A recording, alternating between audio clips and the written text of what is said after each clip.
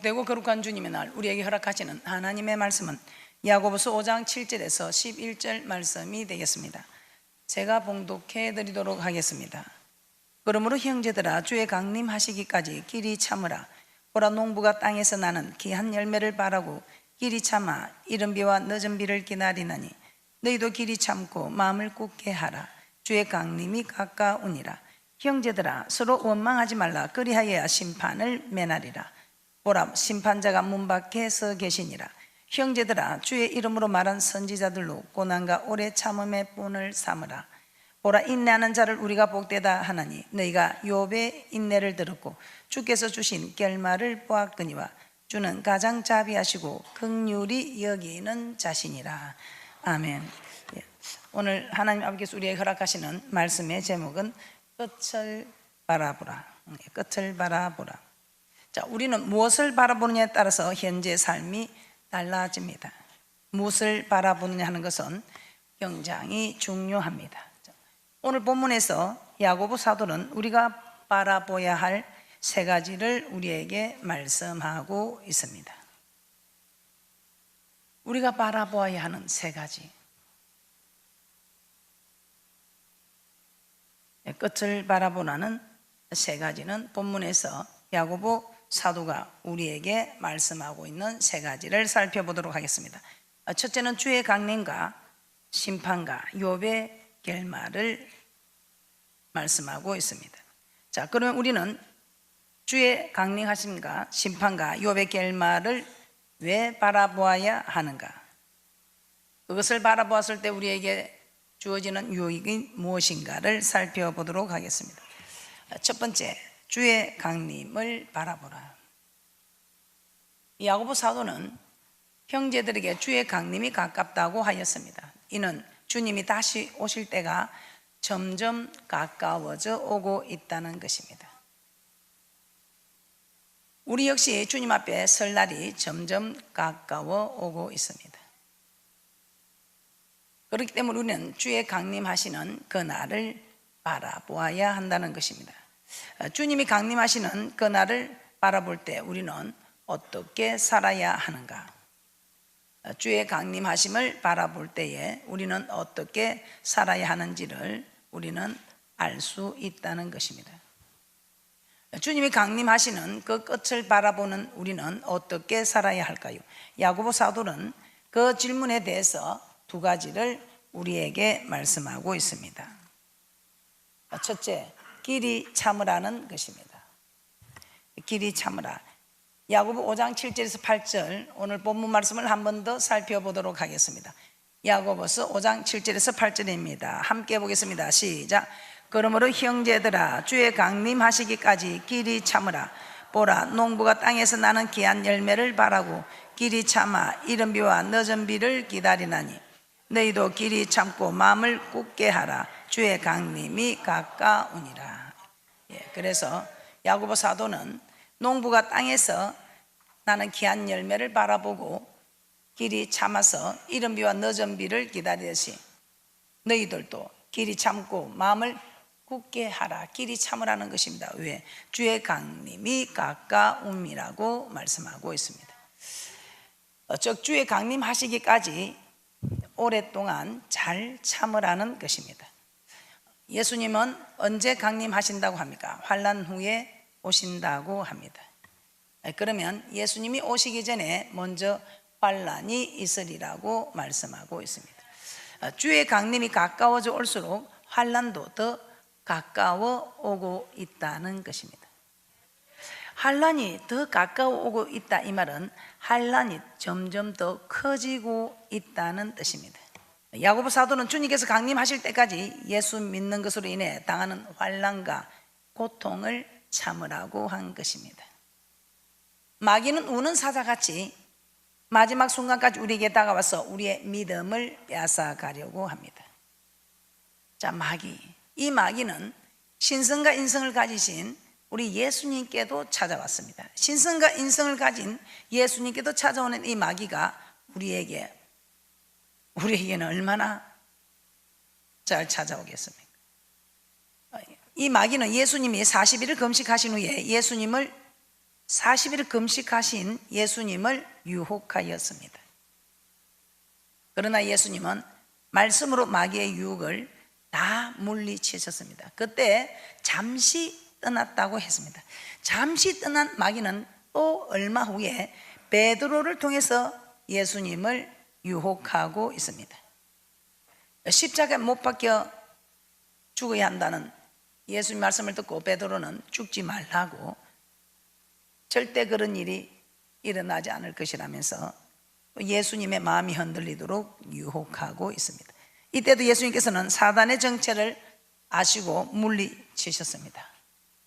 그런 마귀가 또 나타납니다. 언제 나타납니까? 예수님께서 죽으실 때 또 다시 다가와서 하나님의 말씀에 불순종하도록 유혹을 합니다. 어떤 사건들일까요? 누가복음 23장 35절에서 39절 말씀 한번 보겠습니다. 시작. 백성은 서서 구경하며 가는들도 비웃어 가로되 저가 남을 구원하였으니 만일 하나님의 택하신 자 그리스도여든 자기도 구원할지어다 하고, 군병들도 희롱하면서 나와 신포도주를 주며 가로되 내가 만일 유대인의 왕이여든 내가 너를 구원하라 하더라. 그의 이는 유대인의 왕이라 썬패가 있더라. 달린 행악자 중 하나는 비방하여 가로되 내가 그리스도가 아니냐 너와 우리를 구원하라 하되, 모두 다 한결같이 예수님께 십자가에 매달려 죽지 말고 내려오라고 유혹합니다. 예수님은 얼마든지 십자가에서 내려올 수 있습니다. 또 고통 속에 있으면서 그들의 말대로 내려오고도 싶었을 것입니다. 그러나 만일 십자가에서 내려오면 하나님의 말씀에 불순종하게 되는 것입니다. 마귀의 미혹, 그 유혹에 넘어가고 마는 것이죠. 마귀는 우리를 불순종하게 하여 멸망시키는 것이 목적입니다. 하나님께서는 우리가 순종하여 살리는 영생 있는 복을 얻게까지 하려는, 저 천국으로 데려가는 것이 하나님의 목적입니다. 만일 내려오고 싶은 그 뜻대로, 아니 사람들이 내려오라는 그 말대로 내려왔다면 하나님의 말씀에 불순종해서 하나님 보좌 우편에 앉는 그 영광은 받지 못했을 것입니다. 이처럼 마귀는 예수님께서 십자가에 못 박혀 죽으시는 순간까지도 말씀에 순종하지 못하도록 유혹하고 있습니다. 그러나 예수님은 죽는 순간까지도 십자가 고통을 참으시면서 하나님의 말씀에 순종하셨습니다. 유혹도 죽는 순간까지 오고 있습니다. 그래서 우리도 죽는 순간까지 순종해야 한다는 것입니다. 세상의 환난과 핍박 그리고 마귀의 유혹은 우리가 죽는 순간까지도 계속될 것이기 때문입니다. 자, 그러므로 우리는 주님을 만나는 그 순간까지 참고 견디어야 한다는 것입니다. 두 번째, 야고보 사도는 주의 강림하심을 바라볼 때 어떻게 해야 주의 강림을 바라볼 수 있는가? 마음을 굳게 하라고 말씀하고 있습니다. 야고보서 5장 8절 본문 말씀 다시 한번 보겠습니다. 야고보서 5장 8절입니다. 시작. 너희도 길이 참고 마음을 굳게 하라. 주의 강림이 가까우니라. 마음을 굳게 하라는 것은 마음을 강하고 담대하게 하라는 것입니다. 마음이 약하여지면 조그만 환난과 어려움도 두려워하게 되어 있습니다. 그리고 두려움이 들어오면 포기하게 됩니다. 말씀에 순종하며 살기를 포기하게 된다는 것입니다. 그래서 마음을 강하게 하고 담대히 하셔서 주의 강림하시는 끝을 바라보는 그런 귀한 분들이 되시기를 주님의 이름으로 축복합니다. 주님 강림하실 때 다 주님을 만나는 그런 복된 분들이 되셔야 되지 않겠습니까? 두 번째, 우리는 끝을 바라봐야 됩니다. 어떤 끝을 바라봐야 될까요? 심판을 바라보라. 야고보서 5장 9절입니다. 시작. 형제들아 서로 원망하지 말라. 그리하여야 심판을 면하리라. 보라 심판자가 문 밖에 서 계시니라. 원망하지 말아야 될 이유를 심판을 면하게 되기 때문이라고 한 것입니다. 자, 원망하게 되면 심판을 받게 된다는 것입니다. 그것도 심판자가 문 밖에서 계신다고 합니다. 이 말이 무슨 말입니까? 원망하게 되면 심판자가 즉시 와서 심판하시겠다는 것입니다. 민수기 14장 22절에서 23절 말씀 한번 찾아보겠습니다. 민수기 14장 22절에서 23절 말씀입니다.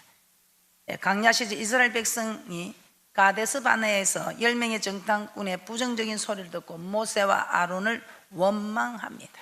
애굽으로 다시 돌아가자고 할 때에 하나님은 나를 시험하고 내 목소리를 청종치 아니한 그 사람들과 나를 멸시한 사람은 가나안 땅을 하나도 보지 못하리라고 말씀하고 있습니다.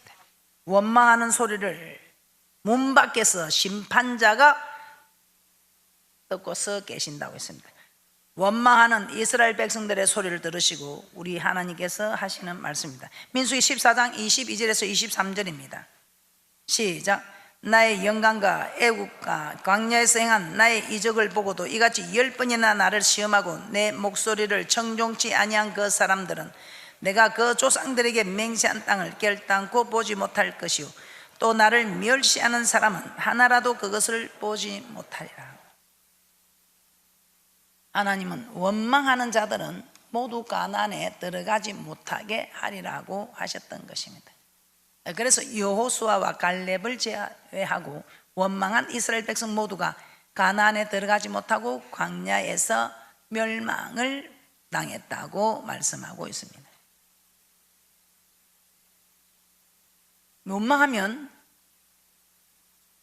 누가 문 밖에 서 계신다고요? 원망하면 누가 문 밖에 서 계신다고요?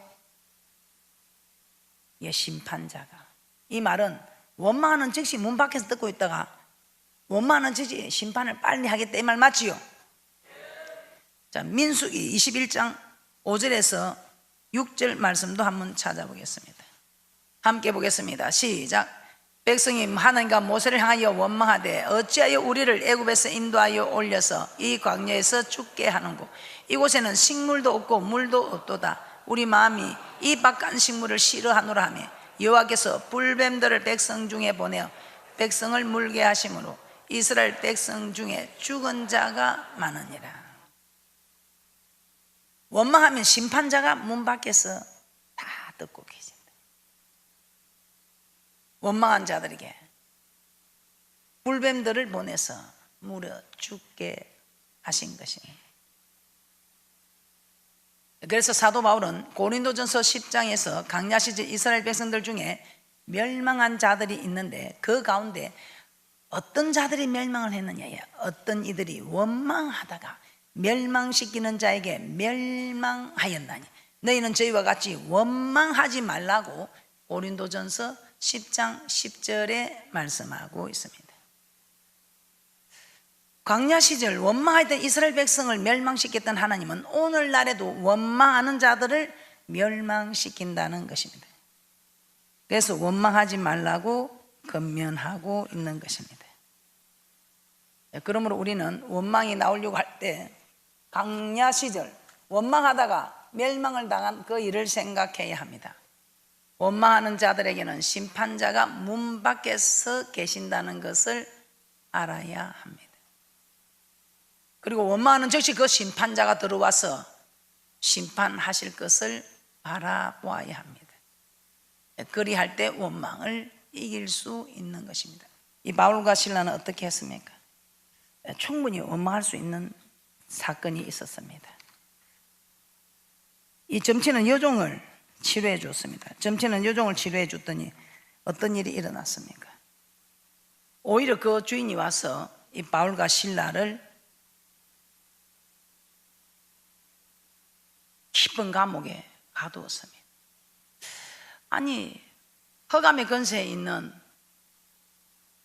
더러운 권세를 물리치고 그렇게 흑암의 권세에서 해방을 시켜주고 좋은 일을 했는데 그 점치는 여종의 주인은 그 일을 통해서 돈을 벌이는데 수입이 없어지니까 괘씸해서 깊은 옥에 가두게 된 것이죠. 그 주인의 입장에서는 그럴 수 있지만 이 바울과 실라는 하나님의 일을 했는데 오히려 도리어 깊은 감옥에 갇히게 되니 얼마나 억울하고 뭐 이거 뭐야? 주님 뜻대로 살면 잘 된다고 했잖아. 그런데 주님 뜻대로 했는데 도리어 저 감옥도 깊은 감옥에 갇혔어. 이거 뭐냐고. 충분히 원망할 수 있었습니다. 그런데 이 바울과 실라 어떻게 했습니까? 충분히 원망할 수 있는 여건이 됩니다. 원망해도 정말 될 만한 사건들입니다. 그럼에도 그들은 기도하며 하나님을 찬미하였다고 합니다. 하나님께 감사를 드렸다 이 말입니다. 그래야 하나님께서 어떻게 했습니까? 옥토가 움직이고 문이 다 열리고 모든 사람이 다 메인 것이 벗어지면서 감옥에서 건져주셨고, 또 간수와 그 집에 있는 사람들까지 예수를 믿고 세례를 받게 하셨습니다. 원망할 수 있었지만 오히려 감사를 드렸더니 하나님께서 기적을 베풀어 주신 것입니다. 그래서 앞으로 원망이 나오는 분들, 바울과 실라를 생각하시고 충분히 원망할 수 있을 만한 일입니다. 그럼에도 불구하고 하나님께 감사를 드리겠습니다. 감사의 기도를, 하나님을 찬미하였다 이 말입니다. 그래서 시편 50편 23절에 이렇게 말씀하고 있습니다. 시작. 감사로 제사를 드리는 자가 나를 영화롭게 하나니 그 행위를 옳게 하는 자에게 내가 하나님의 구원을 보이리라. 감사가, 원망이 있을 때 반대로 감사를 하시기 바랍니다. 원망의 결과는 심판자가 문 밖에 뜯고 서 계시다가 곧바로 들어와서 심판을 하는, 멸망을 시키는 원망의 결과는 심판입니다. 그러나 감사를 드린 결과는 하나님의 기적입니다. 그래서 원망이 나오거든 후에 다가오는 심판을 생각하시고 도리어 감사를 드릴 때에 기적을 체험하는 그런 축복의 주인공들이 되시기를 주님의 이름으로 축복합니다. 세 번째, 욥의 결말을 바라보라. 세 번째 야고보가 언급하고 있는 것은 욥의 결말입니다. 욥은 어떤 사람이었습니까? 욥기 1장 1절에서 5절 함께 보겠습니다. 시작. 우스 땅에 욥이라 이름하는 사람이 있었는데 그 사람은 순전하고 정직하여 하나님을 교행하며 악에서 떠난 자더라. 그 소생은 남자 7이요 여자가 3이며 그 소유물은 양이 7천이요 약대가 3천이요 소가 500개리요 암나귀가 500이며 종도 많이 있었으며 이 사람은 동방 사람 중에 가장 큰 자라. 그 아들들이 자기 생일면 각각 자기의 집에서 잔치를 베풀고 그 누이 셋도 청하여 함께 먹고 마시므로 그 잔치 날이 지나면 욥이 그들을 불러다가 성결케 하되 아침에 일어나서 그들의 명수대로 번제를 드렸으니 이는 욥이 말하기를 혹시 내 아들들이 죄를 범하여 마음으로 하나님을 배반하였을까 함이라. 욥의 행사가 항상 이러하였더라. 정말 대단한 욥이지요.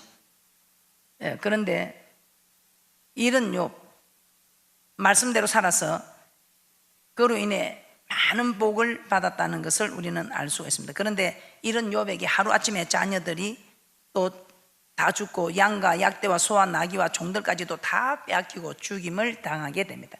심지어 그 아내도 그를 욕하며 떠나게 됩니다. 욥의 몸에는 악장이 생기고 엄청난 그 고통의 순간들에 모든 것을 다 잃어버리게 됩니다. 그러나 이 욥의 마지막이 어떠했습니까? 욥기 42장 12절에서 17절 한번 보겠습니다.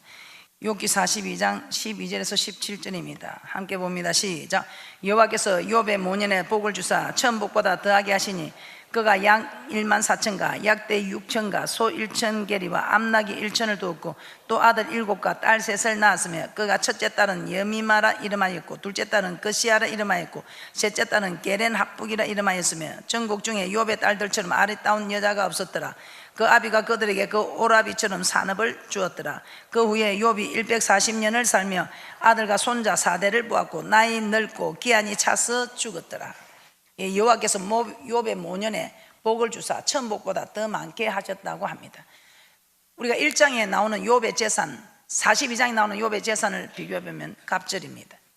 양은 7천에서 1만 4천이 되었고 약대는 3천에서 6천이 되고 소는 500개에서 1천 개리가 되고 암나귀는 500이었지만 1천이 되었습니다. 자녀들도 처음과 같이 7 아들과 3 딸을 얻었지만 딸들은 전국에서 가장 아름다웠다고 합니다. 그가 병들었던 몸도 건강하게 회복되고 140년을 살며 아들과 손자 4대를 보았고 나이 늙고 기한이 차서 죽었다고 합니다. 자, 이처럼 욥의 결말은 고난을 통해서 비참하게 끝난 것이 아니라 축복으로 끝이 난 것입니다. 그러면 어떻게 욥이 그 엄청난 고난을 받고도 멸망하지 않고 오히려 그 고난을 통해서 처음보다 갑전이나 더 되는 복을 받을 수 있었을까요? 야고보는 인내하는 자를 복되다고 하면서 이는 너희가 욥의 인내를 들었고 주께서 주신 결말을 보았기 때문이라고 합니다. 반드시 인내하면 우리는 축복의 결말을 보게 된다는 것입니다. 우리가 바라보는 끝은 이 축복이라는 것입니다. 할렐루야. 그래서 야고보서 5장 11절에서 다시 제가 한번 말씀드리겠습니다. 보라, 인내하는 자를 우리가 복되다 하나니 너희가 욥의 인내를 들었고 주께서 주신 결말을 보았거니와 주는 가장 자비하시고 긍휼히 여기는 자시니라. 욥이 결말에 받은 축복의 비결은 욥의 인내라는 것입니다. 자, 욥은 자녀들이, 재산이, 종들이 자기 몸을 악창이 들고 자기 아내까지 하나님을 욕하고 죽으라고 하며 떠나버리는 그 고통 속에서도 욥은 어떻게 인내하였습니까? 입술로 범죄하지 않았다는 것입니다. 입술로 범죄하지 아니하였다고 욥기서 2장 9절에서 10절에서는 말씀하고 있습니다. 욥은 그 고난 속에서도 믿음이 떨어지지 않는 것입니다. 내가 복을 받았으니 재앙도 받지 않겠느냐. 내가 모태에서 적신이 되어 나왔은즉 내가 나올 때 뭐 빈손으로 왔는데 그럼 또 내가 빈손으로 가야 되는 거. 내가 뭘 잘못한 게 없는데 왜요? 내가 말씀대로 살았는데 원망하지 않았습니다. 입술로 번제하지도 않았습니다.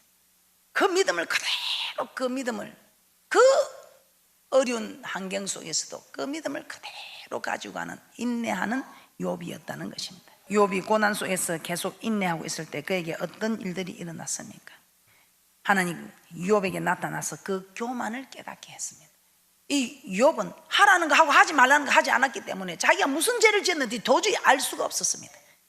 그러나 제3 이런 일을 행한 것은 자녀들이, 종들이 재산이 날아가고 자기한테 악창이 떠나고 아내가 떠나고 하는 이런 제3 이런 고통들이 온 것은 하나님의 법은 지키고 살았지만, 법을 지키고 사는 데 따라서 하나님 축복은 받았지만 자기가 하나님보다 더 어렵다고 하는 교만은 멸망의 순범이요 패망의 앞잡이가 되는 이 교만을 깨닫지 못했던 것입니다. 그런데 우리 하나님께서는 이 땅의 축복이 끝이 아니라 주님 앞에 서게 되는 믿음의 결국은 영혼 구원이기 때문에 우리 하나님께서는 그 영혼을 살리시려고 이런 일을 했는데 그 욥이 인내함으로 주님을 원망하지 않고 주님을 떠나지 아니하고 주님을 사랑하는 그 고백으로 인내하고 있었기 때문에 그 교만을 자기가 깨닫게 되는 것입니다.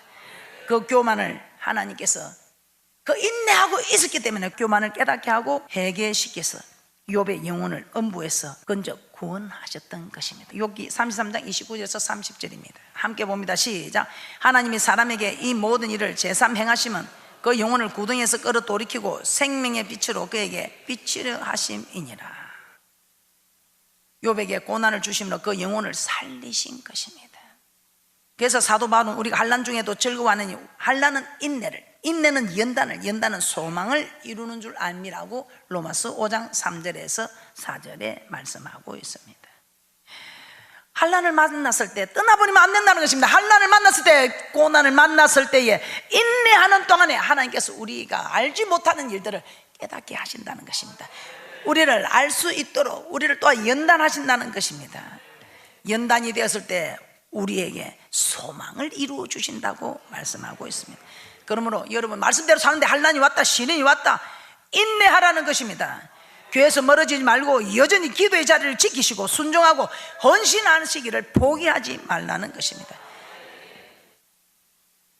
인내하면서 더 낮은 자리에서 내 부족함을 살펴볼 때에 나의 가는 길을 오직 그가 하시나니 그가 나를 단련하신 후에는 내가 정금같이 나오리라고 욥기 23장 10절에서 고백하고 있습니다. 그러므로 지금 혹시 고난을 받고 있습니까? 욥의 결말을 보시기 바랍니다. 하나님께서는 욥과 같이 우리에게도 그런 결말을 주시기를 원하십니다. 자, 결론입니다. 우리는 항상 미래를 바라보아야 합니다. 현재의 나의 행동은 내가 어떤 미래를 바라보느냐에 따라 달라지기 때문입니다. 자, 세상 끝인 주의 강림을 바라보아야 합니다. 그리고 말씀에 순종하는 고난과 환난을 인내하고 또 마음을 강하게 하고 담대히 함으로써 우리는 주의 강림을 바라보아야 합니다. 그리고 원망의 끝인 심판을 바라보아야 합니다. 또한 욥의 결말을 바라보시기 바랍니다. 환난 때에 인내하고 연단되어 소망을 이루는, 그렇게 될 때에 우리는 참으로 욥과 같은 결말을 보는 그런 분들이 다 되어서 주의 강림의 끝을 바라보고 심판의